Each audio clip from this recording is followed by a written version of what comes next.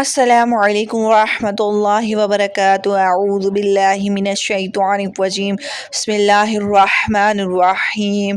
تو پیارے بہن بھائیوں، آپ جیسا کہ جانتے ہیں الحمدللہ ہم مسلمان ہیں اور ہمارا ایمان قرآن مجید فرقان حمید پر ہے۔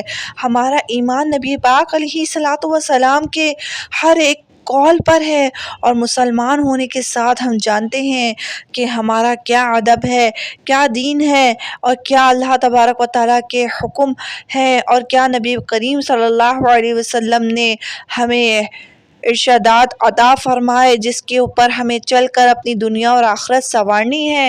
پیارے بہن بھائیوں، افسوس صد افسوس کہ آج کے اس پرفتن دور میں ہر بندہ یا بندی پیسے کے پیچھے ایسے پاگل ہوئے جا رہے ہیں کہ ان کو اپنے دین اسلام کا ہوش نہیں۔ وہ یہ نہیں جانتے کہ اللہ تبارک و تعالی رحمان اور رحیم تو ہے، لیکن وہ قہار اور جبار بھی ہے۔ ہمیں اس کے قہر سے ڈرنا چاہیے۔ یہاں پر وائرل ہونے کے لیے کون کون سے گناہ کر ڈالتے ہیں، اور وہاں پر قبر میں عذابات کا سامنا کرنا پڑے گا تو ہم گناہ گار سیاہ کار لوگوں کا کیا بنے گا۔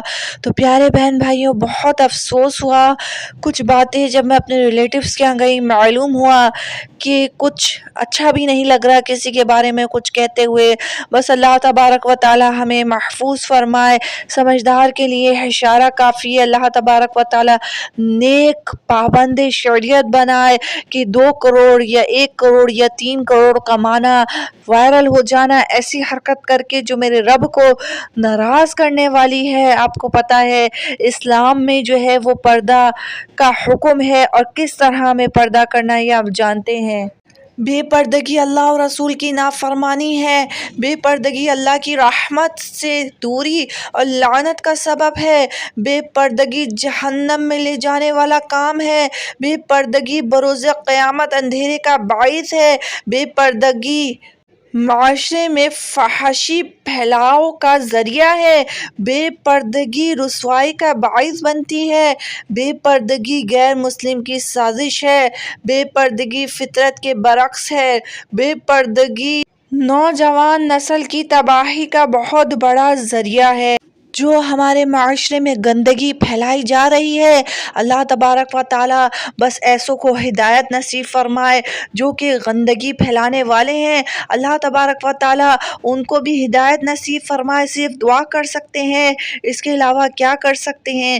کہیں جا کر کچھ ایسا سننے کو ملے یا پھر دیکھنے کو ملے، بہت افسوس ہوتا ہے، بہت دل دکھتا ہے۔ اللہ تبارک و تعالی اپنے رحم و کرم سے ہم سب خاتون کو پردہ کرنے کی توفیق مرحمت فرمائے۔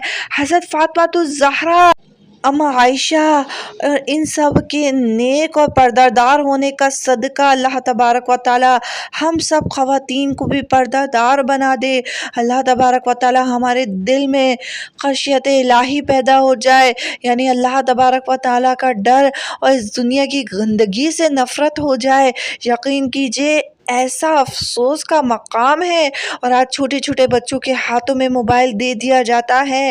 الامان والحفیظ، اب جب چھوٹی نسلیں، چھوٹے بچے بڑے ہوں گے تو کیا سیکھیں گے بتائیے؟ بچپن سے ہی خراب ہو رہے ہیں، اور اس کو دیکھ کر لڑکی کو میں یہ سننے میں آ رہا ہے کہ چھوٹے چھوٹے بچے بھی اس کی جو ہے وہ نقل اتار رہے ہیں۔ الامان والحفیظ، جیسے اچھوں کی نقل اچھی، ایسے بروں کی نقل بھی بری ہے۔ اللہ اکبر۔